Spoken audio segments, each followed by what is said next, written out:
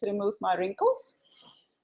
This is terrible. This computer has got the greatest screen ever. Just don't watch yourself when you put the files.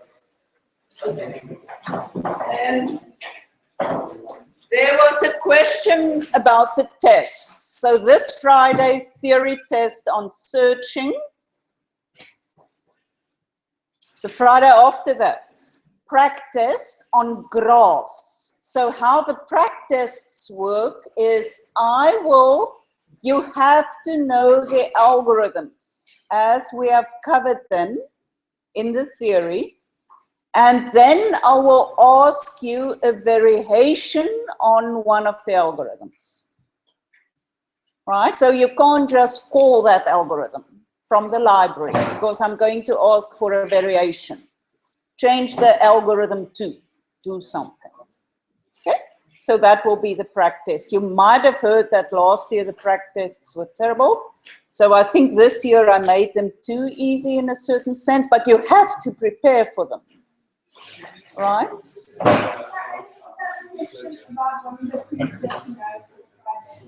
I think it's received and it says, it doesn't give the full explanation. It just says we did something close to that and we quick. So what's the variation? Can't remember. Give me the page number.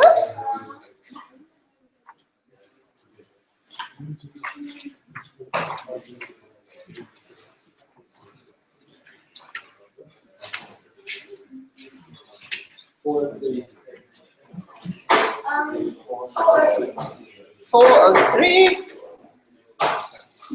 Proposition C. Prove. Blah blah blah.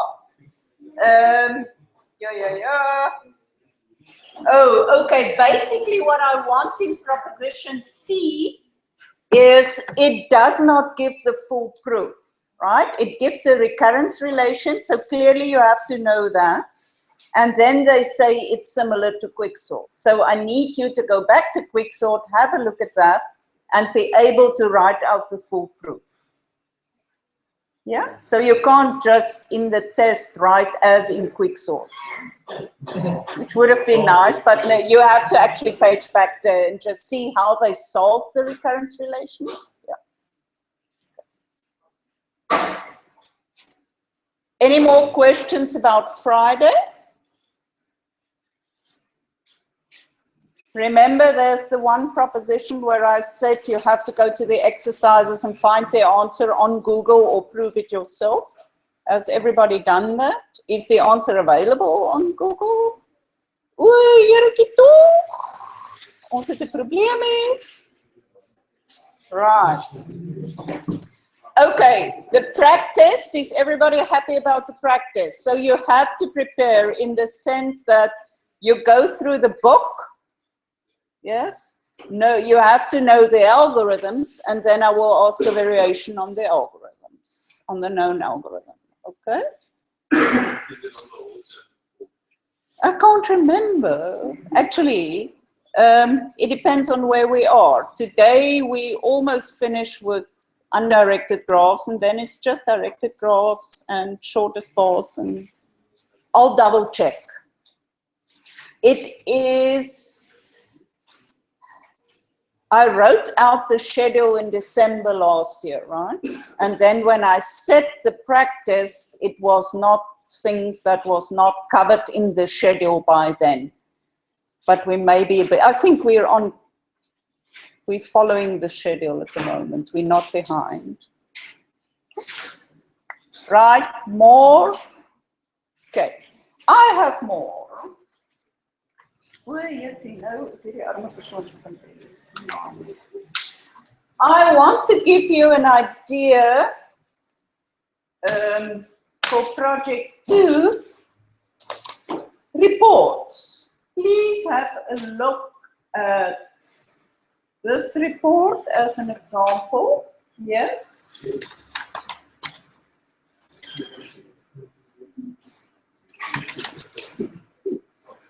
Versus, oh, here's another one.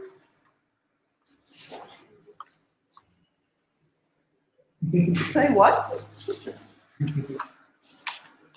At Please, this person was nice. They actually gave me the units.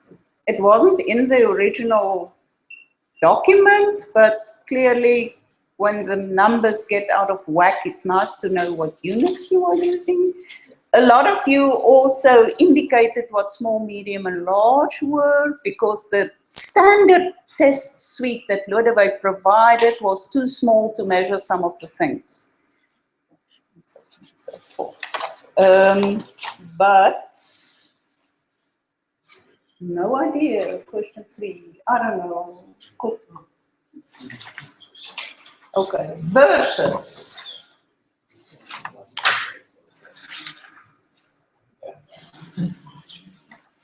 Versus, although not units, the sizes were given, which is cool. I got some very nice graphs, yeah,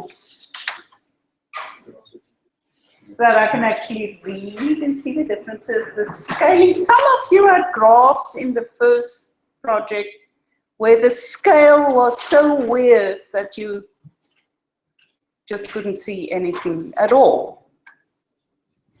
And then also I had quadratic equations with a log-log plot that was not a straight line, which was also weird. So I got the impression that people plotted things, and on the log-log plot they just did that. I don't know. Anyway. Okay, I didn't like this, but anyway, here's a nice discussion for question 3. Memory usage, okay, was out. There was a bibliography, which was in the wrong format, but at least it was there. You do scientific, you did do scientific computation last year, right? Maybe some of us did. Oh, that, the more the pity. Okay, right. So this was also a nice one. Look at this, lovely. Yes. Isn't this not a pleasure to read?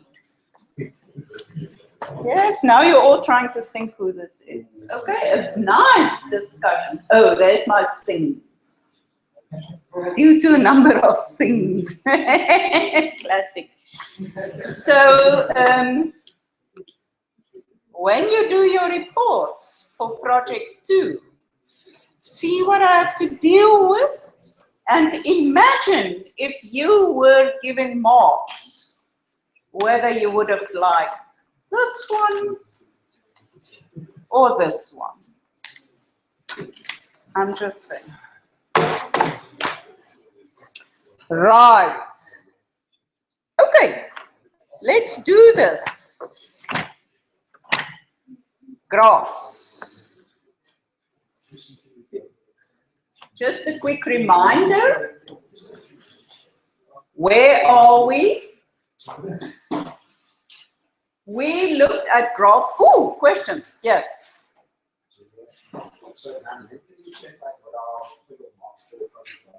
Right, so sorry, I should have said there were remarks on Friday, right? And I didn't want to hand out marks before I could hand out the class marks as a whole.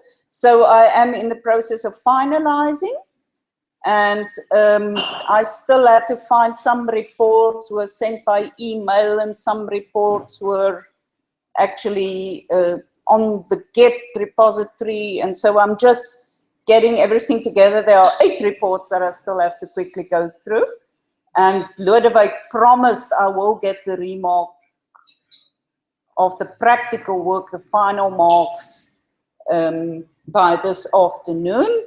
For some or other reason, he forgot to give it to me or whatever. And then hopefully by Friday, you will have the final marks. Yes? Questions about project 2. Since we must have it on Friday. Oh, but you do. You write the test and then you continue. It's a 3-hour period. So 1 hour test and then the other 2 hours start. Sorry? Oh yes, without a doubt. Has he ever not been at the top? Good answer. He will be there. The demis will be there until 10 to 5. Yep. Okay, cool. May I continue to graphs? Okay. So now you know what a graph is. You know what kind of data structures we can use. Oh, you see, nou is julle so die mekaar verdomp met searching that graphs are now out of your heads.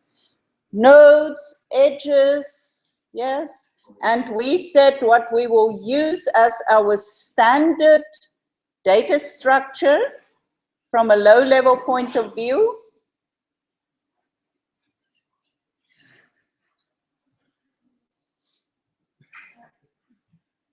Daai partytjie, nee. Ai, Here meneer Eis, is 'n bier. En 'n groen glasbottel. Okay, where were we? Data structures for graphs, right? Undirected graphs. And the one we ended up with was the array to store the nodes implicitly. Am I correct? And the edges are stored as linked lists from the node. So that is the adjacency list representation. And then we ended on a bang 10 o'clock on Monday morning, and we said, we want to do graph traversals. And it's basically conceptually the same as a binary tree traversal. The only problem is we have cycles. And a tree does not have cycles. A tree shows me when to stop. With a tree, I go down a branch until I come to a leaf. When both children are null links, I know I have to stop. But I cannot do that with a graph because the whole bloody thing is connected all over the show. So how do I stop? And the idea is very simple. Every time, wil ek my doodlag elke keer as ek meneer Eis sien, vloeistof inneem. It's serious. Please hold that bottle in the air. Everybody should vote. Is that not a beer bottle? The bottle is. Okay, sorry. Right, graphs. Binary search trees, graphs. Binary search tree, easy. I do my recursive walkthrough, yes. And I stop when I get to a leaf node. The graph, I cannot do that because I don't stop. I have cycles. Things are linked together and I can start at no zero and go down and go up again and end up at zero again. So how do I do it? The solution is very easy. Conceptually, the graph traversal works just like a tree traversal, except that we have to sort out the stopping thing. And the way we do it,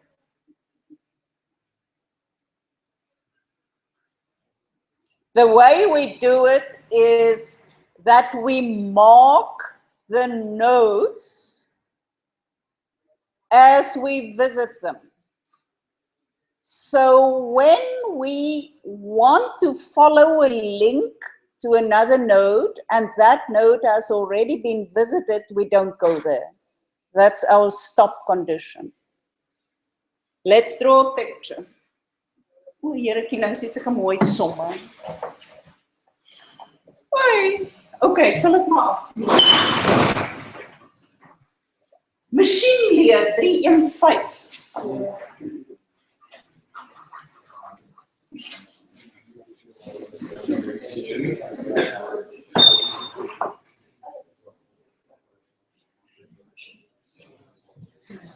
Okay.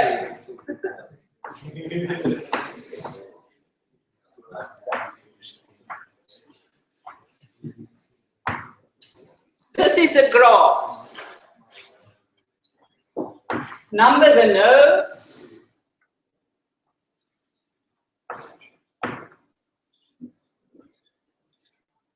I start at node 1. Whenever I give you an algorithm to apply in a test or in practice, there will be a start node. Conceptually, a graph does not have a start node, but I will always tell you start at node 0. Or 1, as it may be. I prefer 0. Okay, I start at node 1. I do a leftmost traversal, so I'll go to node 2. I do a leftmost traversal, I go to node 3, and I mark the nodes as I visit them. Right. So now at node 3, who is the king? I can go to node 4. At node 4, I can go to 3, 2, or 5, but I won't go to 3 or 2 because I've already been there, and then I go to 5. Roughly speaking. Yes? If there is no edge between 3 and 4, would you recursively go back to 2? Yes. And then go to 4? Absolutely. Yes. So if I'm here, I try to visit all my nodes adjacent to myself, right? So I would visit all the nodes adjacent to 2, which is 3 and 4, and the order in which I visit them is the order in which they were entered into the adjacency list. So not necessarily numerical order. It's the order in which they were entered into the adjacency list. So if my adjacency list looks like this,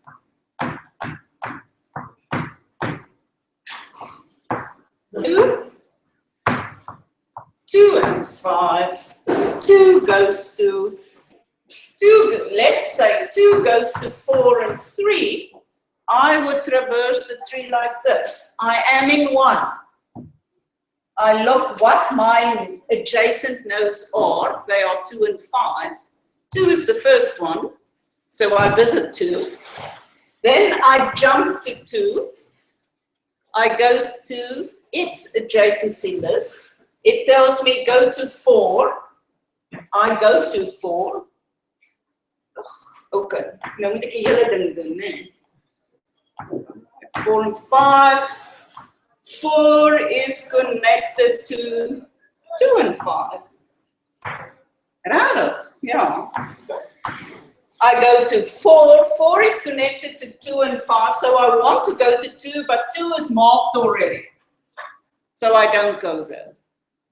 So I go to the next one in the adjacency list, which is 5. Right? And here is 5. 5 is connected to 1 and 4. This is a nice example. Sure. Okay. So I go to 5. 5 is connected to 1, but 1 is marked already. Yeah. Okay. 5 won't go to 1 because it's marked already. 5 won't go to 4 because it's marked already. My recursion falls back. Yes. So where did I stop? I went 1, 2.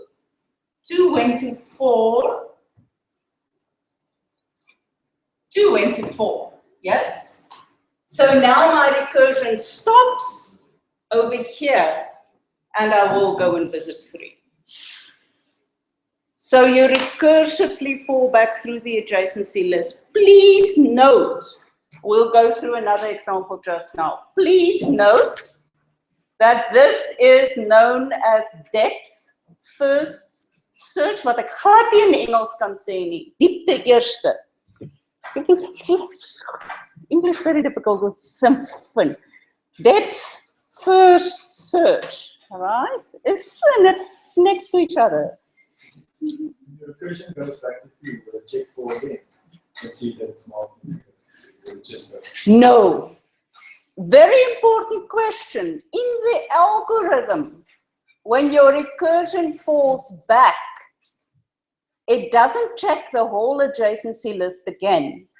It will return to the next node in the adjacency list. So we're going to do another nice example just now. And let's in full detail. Okay, so let's look at the example again. Here's another one. Please note that this algorithm is absolutely dependent on the graph being implemented with an adjacency list. But that is the standard implementation, so the idea of depth first search stays the same. If you use another implementation other than the adjacency list, there will be a slight tweak to how your recursion falls back and when it stops. But the idea stays the same. You mark the nodes where you have already been, and that allows you to fall back in the recursion. Does this make sense? Everybody happy? Okay, let's work through another example. Incidentally, if I give you a question in the test, I will ask, with the given graph and its corresponding adjacency list, please write down the nodes as you visit them in a depth first search. Because you can't do it without the adjacency list. Yes, because the adjacency list does not necessarily have the nodes in numeric order, right? So okay. Right. So this is the given graph, very easy little graph, and this is the corresponding adjacency list. Let's just double check. Node 0 is connected to 2 and 1 and 5. And why is it in that order in the adjacency list? Because it comes from the order of the input. So the construction of the graph, the order in which the nodes are in the adjacency list is input sensitive. Yes, Mr. Walmart. The adjacency list, doesn't it point back to wait, is there no 1 point to 2? Does 2 not also point back to 1? Yes, it does. Oh, I didn't put it in. That's why I fudged when the recursion fallback. You got me. Yeah. Yes, it does. This example in the textbook is correct. Right, so as Mr. Walmart points out, if 0 points to 2, then 2 also has to point to 0, right? Which I didn't do on the board. Okay, so let's take this graph. Seeing that you have to earn marks going through this, let's do it. I will tell you, because I like 0 tremendously. Incidentally, where does 0 come from? Do you know in the history of mathematics? Somewhere the Arabs found out that 0 should be a number. Because before that, people counted 1, 2, 3, 4, 5, but they didn't count nothing as nothing. And once they got the 0, they got negative numbers and they got modern algebra, basically. Fascinating. Read up on 0. Okay. Oh, this is my other one, which I haven't given you yet. The Penguin Dictionary of Curious and Interesting Numbers. It is on Amazon as an ebook. Fascinating reading. On a Sunday afternoon when you've got absolutely nothing to do, sit there and read up on numbers. It just lists numbers and then what we can know about numbers. Perfect numbers and friendly numbers and uninteresting numbers. First uninteresting number is 31, I believe, which makes it very interesting because we've got nothing. It's the first number where we've got nothing to say about it. Okay. All right, numbers. I start my numbering system at 0. Are you now all awake? See, I've got these little tidbits to wake you up. Okay. There's my graph. 0, 1, 2, 3, 4, 5. And my adjacency list. Right? Now, what I'm asking you to do is to do a depth first search. That means follow as deep as you can until you have to bubble back. Okay? And as we go down, we mark the nodes that we have seen. So I'm starting at 0. And I have an array which says marked. Okay. So if I go to 0, I have visited that node. So I mark that entry for 0 as true. I have been there. So now I have to go to the next node, but I have 3 choices. So to which one do I go first? I simply go to my adjacency list entry and I look at the first one, which is 2. So then I go to 2. Okay. So now I have to mark 2 as having been visited. Cool. Now I have to go to the adjacency list of 2 and see which node do I want to go to. Well, for 2, my entries are 0, 1, 3, 4. So I have to go to 0, but I'm not going to go to 0 because I've already been there. Okay, so I go to the next one. Okay, therefore I have to go to 1. And there we go. I go to 1. Now I look at all the adjacent nodes. And 1 is connected to 0 and to 2. Okay, have been to 0, it's marked, so I ignore that one. Have been to 2, it has been marked. So now my recursion stops. All the nodes that I can visit have been marked. So I have to fall back in the recursion. Where do I fall back to? To the place where I was called from, right? You see, I can nou eintlik 'n pen nodig. Krijg of my pen of 'n potlood? Who's got a pen or a pencil? Just something with a sharp point. Thank you. Right. So I went from 0 to 2. From 2 to 1, when I get to 1, everything in the adjacency list has been marked. So I have to fall back to the place where I was called from, right? 1 was called from 2, right? So there, I have to fall back to there, which means I now have to go to 3. It's the next node. 0 was already visited. I visited 1. I completed this visit. Therefore, I have to go to the next node. Does that make sense? Okay.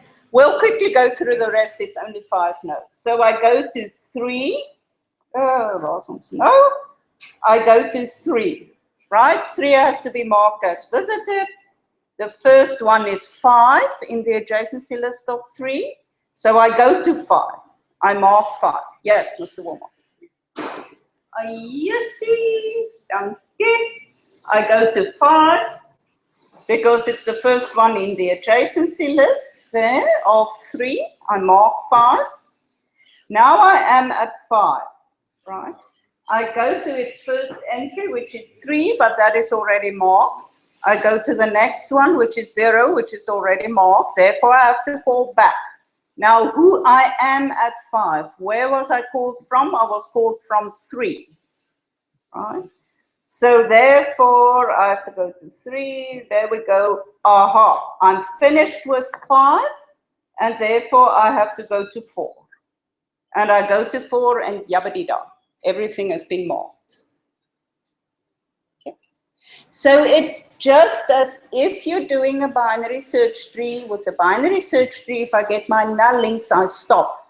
In the graph, if I get all my nodes to which I am adjacent have been visited, I fall back with the recursion. So the recursion is exactly the same as in the binary search tree. Okay, so when I give this to you, I'll be with you just now. If I give you this question in the test, and I say write down the order in which the nodes are visited, go look at last year's test. I give you a graph, I tell you start at node 0, write down the order in which the nodes will be visited in a depth first search. You have to write down 0, 2, 1, 3, 5, 4. Okay, as you visit the node for the first time. Yes. Is the order in which you have visited the random, for example, 2, 1, 5, 6, 8, I get that order from the adjacency list. See, list is data input sensitive. So if there are very many ways to walk through this graph. Is this what you see? It's not random per se, but there are lots of different ways to do a depth first search through this graph. But with a given adjacency list, there's only one way. But if it has a different adjacency list because the order of the input data was different, you would have had a different order of. Am I answering your question? Yes. Okay. Right? And then the thing is, what are we doing? Up to now, what we did is we visited all the nodes. Okay. But that is in principle not very interesting.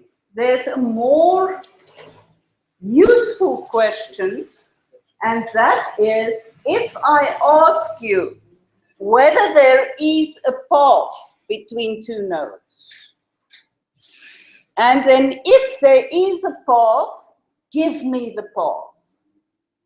Now that should not worry you too much, because if you collect the information as you do the depth first search, you should be able to write down the path as you visit it. Okay?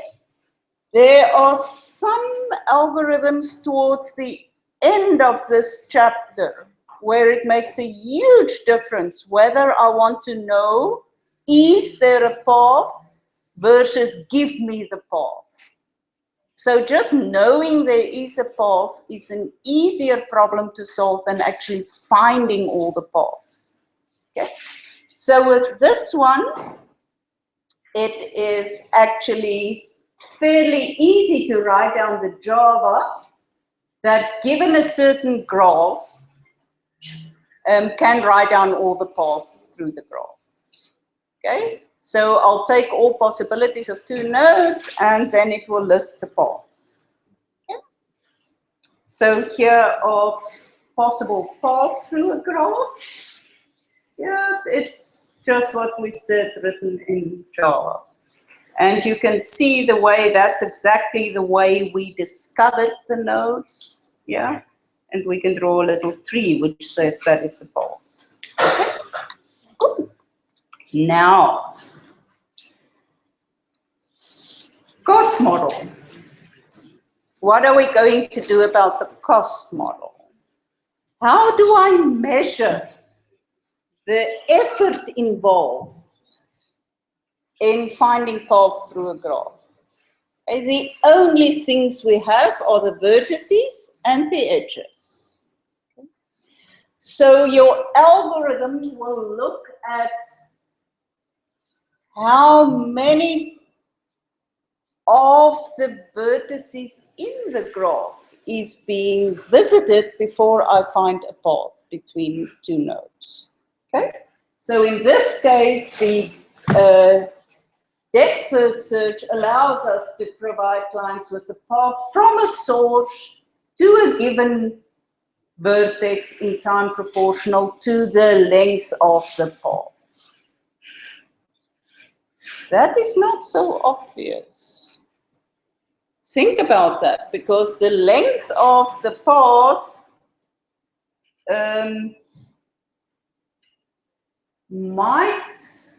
the length of the path, for example, in this one, if I go, the length of the path from 0 to 3 is 2, but I actually have to visit 3 nodes to get there, right? So it's not that obvious. So please have a careful look at the code to make sure that you agree with this statement. It's not exactly, it's in the order of. Okay. There's another kind of search called breadth first search, which I also cannot pronounce. Breedte eerste is baie maklik.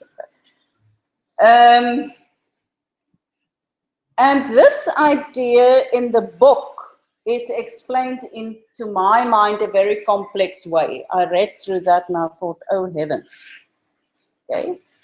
They explain it in a way that, but maybe you have a more visual brain. I have a totally non-visual brain. So they explain it in the way that you would explore a maze. And every time you get to an intersection, you do something. Okay, and I got lost between the breadcrumbs and the strings and the whatever.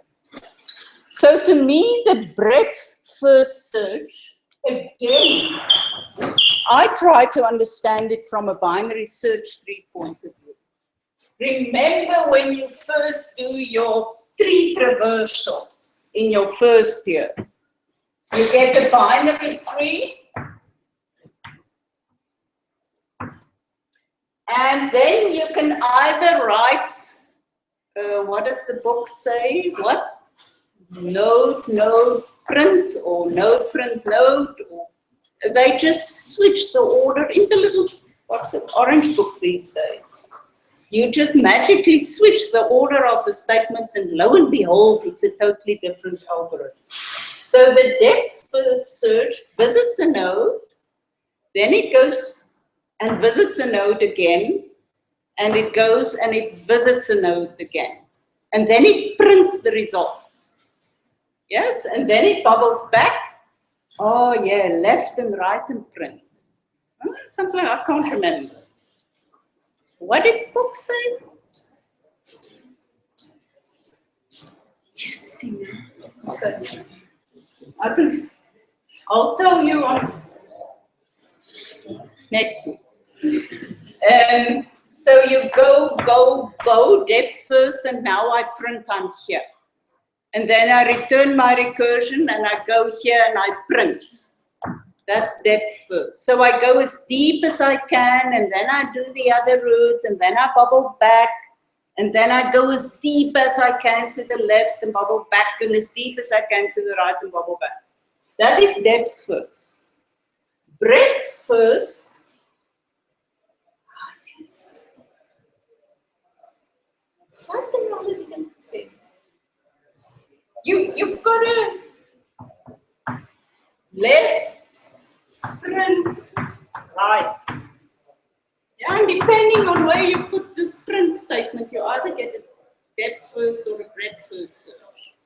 Oh, you see, is eerste order. Now what a breadth? Breedte donder se eerste, breedte eerste soektop doen. Right? Can't I call it width first? It's also next to each other. So the other way around, if I don't go deep and bubble back, I look at the width. So I would visit this one and print the result. Then I go to the next level of the tree and I print this result and this result. And then I go to the next level of the tree and I print this whole level of the tree. Yeah. So your recursion handles the node where you currently are. It prints that node. I am at this node. Before it goes first to the left and then to the right. Okay. This is depth first. And breadth first says print left out. Visit the node where I currently am. Yes? So I would print this one, and then I would go to the left for breadth first. Yes? And I print this node, and then, where you see? Nou het ek myself gevang. Hoe koek. Ja, meer ys.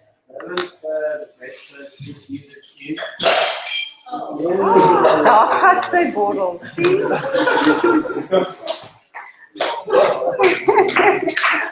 Does it use it? Yes, it does use it. Yes. Ag nee man, is jy okay? Oppas nou vir kaal voete. If you go out there, can you put that on a piece of paper so that somebody don't cut their feet? Okay. Yes, Mr. Ace is right. breadth first uses a queue. So the version in the textbook here actually is not recursive. Right? Wacht nou wil jy eers die bottel uitsorteer. Okay, right. So the version in the textbook for breadth first search is the idea is I get the first node, then I go to the next level and I print all the nodes that are adjacent to me. And for them, I print all the nodes that are adjacent to them. And the easy way to implement it is to actually use a queue. Okay. And this is then what happens on page 539 with the same example. The question now being, conceptually, I know how to do it in a tree. How would it change in a graph? Okay. And again, we have the simple idea of marking the nodes as we carry on. So it's the same as in the tree. It's, oh yeah.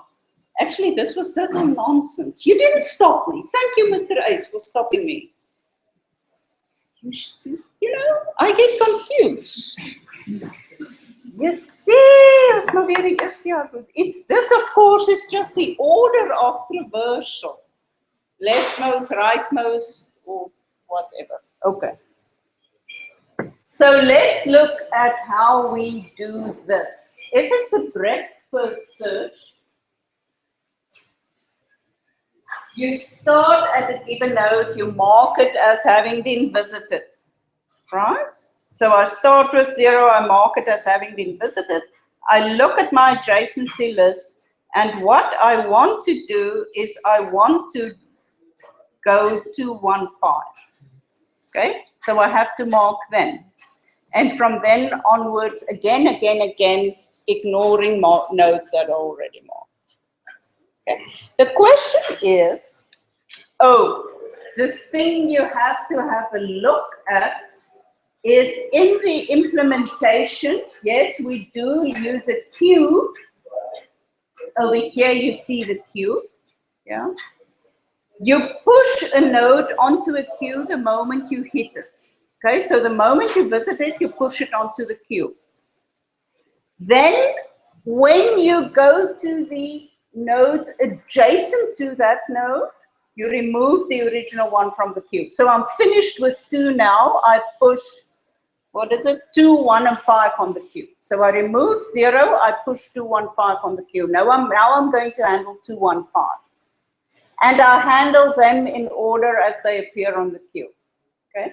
So what happens when I do 2? When I do 2, I mark it as having been visited. Yes. And 2 should disappear from the queue. Okay. 2 disappears from the queue.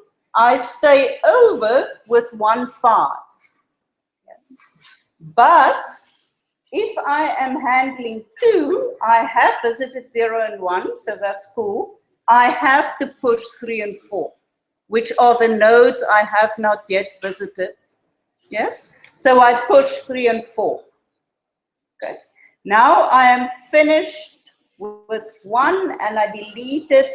I get 5, 3, 4, and so on and so forth. Okay. So as you encounter the nodes, you push them. The moment you have visited the node, you remove it from the queue and you push everything on that adjacency list onto the queue. Now you go to the first element in the queue, you remove it, and you see if there is anything in the adjacency list that has not been visited, and you put it on the queue. And then you'll see at a certain stage in this example over here, everything has been visited already. So then I'm just popping the queue the whole time. Right. And there is your code. Now see, with all the beer and illegal drinking and things, we are now a little bit behind. I wanted to do connected components and simple symbol graphs, you have to know proposition B. Yes? As jy proposisie. Proposition B. What does proposition B say? It considers the time. For any vertex reachable from S, BFS computes a shortest path from S to B.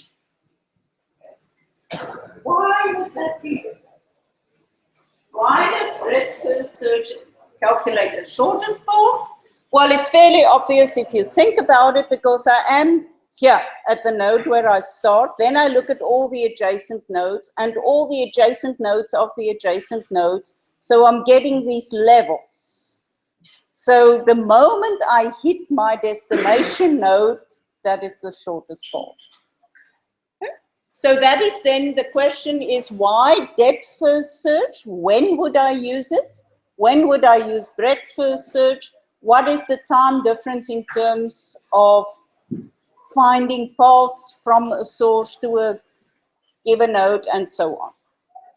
So this was a very deurmekaar lesing. It's all Mr. Uys fault. Okay?